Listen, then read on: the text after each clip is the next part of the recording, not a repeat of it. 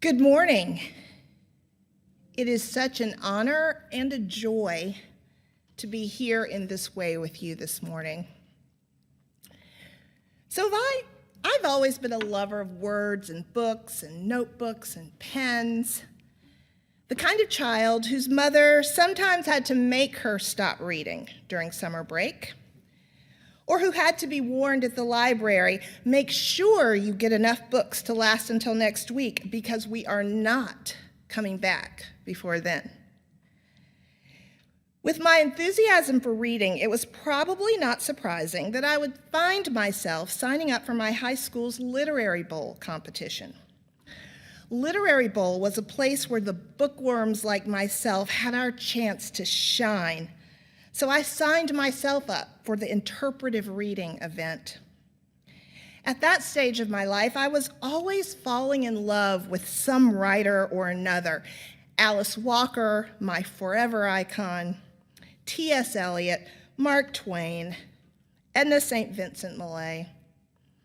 But at that particular time, I was newly enchanted by the poet and essayist Dorothy Parker.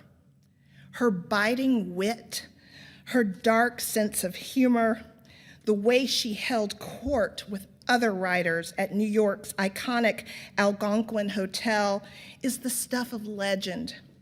So I knew right away that I was going to read something by Dorothy Parker as my entry for the competition. I practiced, and I won the opportunity to represent our school at the district event. When it was my turn, I put everything I had into my performance, and I could tell from the judge's reaction that she was impressed and that I had done a really good job. I knew I had a shot at winning. Consequently, I was not really surprised when the judge, who just happened to be a white woman, called me over after the competition was done in order to have a few words with me. Prepared to hear some praise and perhaps some constructive feedback about what I would need to do to improve for what was surely going to be the next level of competition, I was not prepared for what she really wanted to speak with me about. She said something along the lines of, this is a paraphrase, "You did a great job with your piece. You are very, very talented. But I must say that I am disappointed with the author you chose to read. The piece you chose was set in a speakeasy during Prohibition in the 1920s. I'm not sure you realize this, but as a Black person, you would not have even been allowed in that speakeasy during that time. It would have been segregated.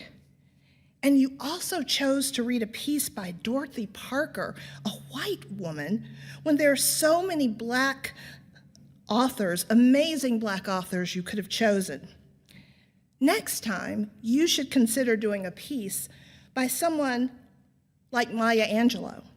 She has written so many wonderful things you could have read. You should have won this competition, but I cannot support your choice of material. This would have been a wonderful opportunity for you to showcase the work of a Black author." I was stunned and ashamed. Ashamed for choosing in that moment Dorothy Parker instead of Maya Angelou, but also ashamed to be required to choose Maya Angelou instead of Dorothy Parker. Now, please don't get me wrong. I love Maya Angelou. I had already read and reread and loved and been strengthened by her book, I Know Why the Caged Bird Sings. The adults in my life had already made sure that I had been exposed to so many important and life-giving African American writers and thinkers. At this stage in my young life, I was just curious to expand my sense of myself and to find out who else was out there. But the lesson I was being taught here in this instance is that even in the eyes of a well-intentioned ally, I was not allowed to just be a human and to like what I liked unless it was deemed appropriately representative of my race. I am sure this teacher and judge assumed it was her responsibility to be the one to broaden my exposure to great African American writers.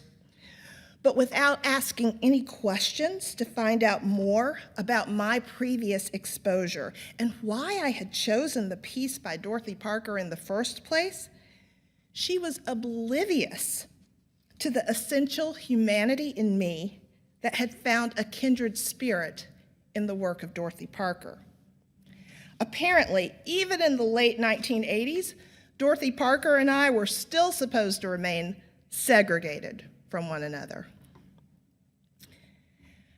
Ironically, it was just this year that I discovered that up until September of 2020, during this pandemic, the ashes of Dorothy Parker were displayed at the national headquarters of the NAACP in Baltimore, of all places. This strange occurrence happened because when Dorothy Parker died in 1967 at the age of 73, in her final act of working for racial justice, she left her entire estate to Martin Luther King Jr., with the instructions that if anything were to happen to him, then her estate would instead go to the NAACP. Now, we of course know now the tragic thing that did happen to Martin Luther King Jr. not too long after Dorothy Parker died. And so her entire estate, including her ashes, ended up in the care of the NAACP. This is an act that could raise eyebrows even now in 2022, but it was an extremely radical act for a white person to have done in 1967. Just last fall, in September of 2020, which I keep saying last fall, but this pandemic has been so long, that's actually 2 falls ago, but in September of 2020, we're gonna call it last fall, in her beloved New York City, so her ashes were finally returned there to be buried. And the plaque commemorating her was moved there as well. And it reads, "Here lie the ashes of Dorothy Parker, 1893 to 1967, humorist, writer, critic, defender of human and civil rights. For her epitaph, she suggested, 'Excuse my dust.' This memorial garden is dedicated to her noble spirit, which celebrated the oneness of humankind and to the bonds of everlasting friendship between Black and Jewish people, dedicated by the National Association for the Advancement of Colored People, October 28, 1988. In other words, unbeknownst to the young Black teen that I was at that time, somehow, without anyone making it clear to me, somehow I had recognized an ally in the energy that Dorothy Parker had put out into the world. Something in her free spirit and in her desire to perpetually challenge the existing system, or to at least make fun of it all the time, had connected with those same elements that were budding inside of me at the age of 14 or 15.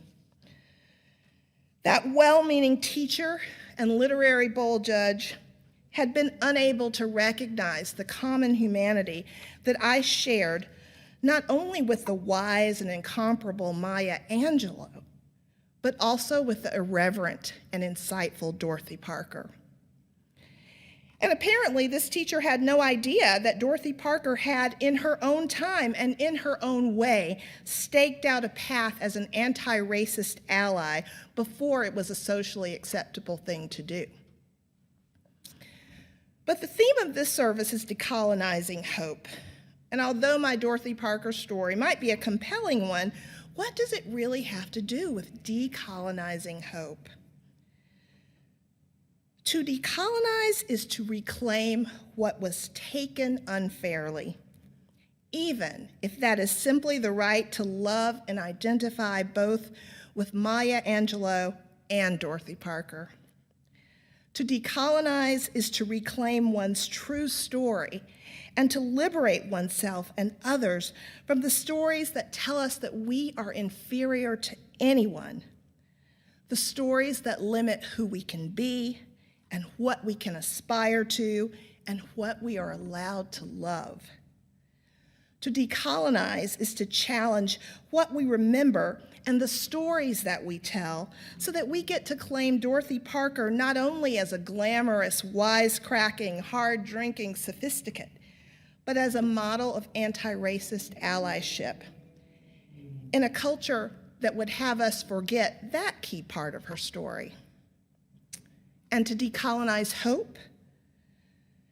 To decolonize hope pushes us to re-examine what it is we hope for, to want more than just to finally succeed in a system that is itself unjust, to dream of bigger things than a seat at the table that perpetuates inequity.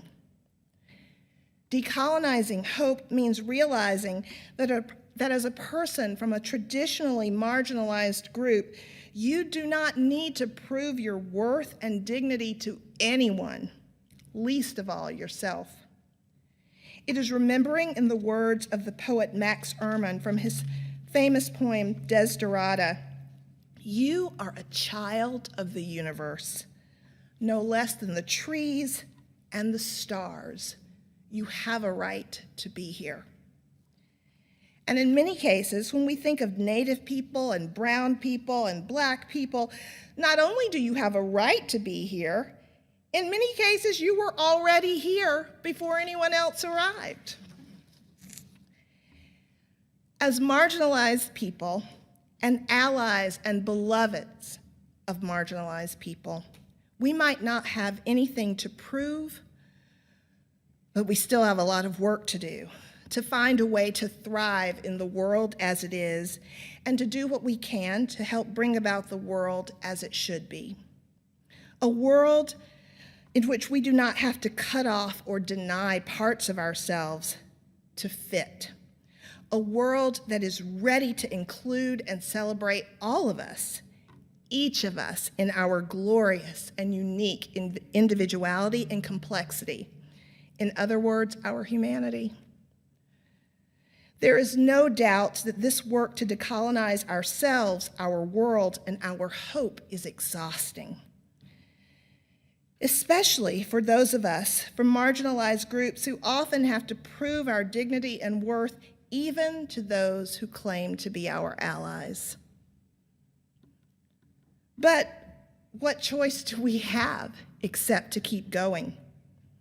Because the one sure way to remain colonized is to give up and to decide it is just too exhausting to keep going.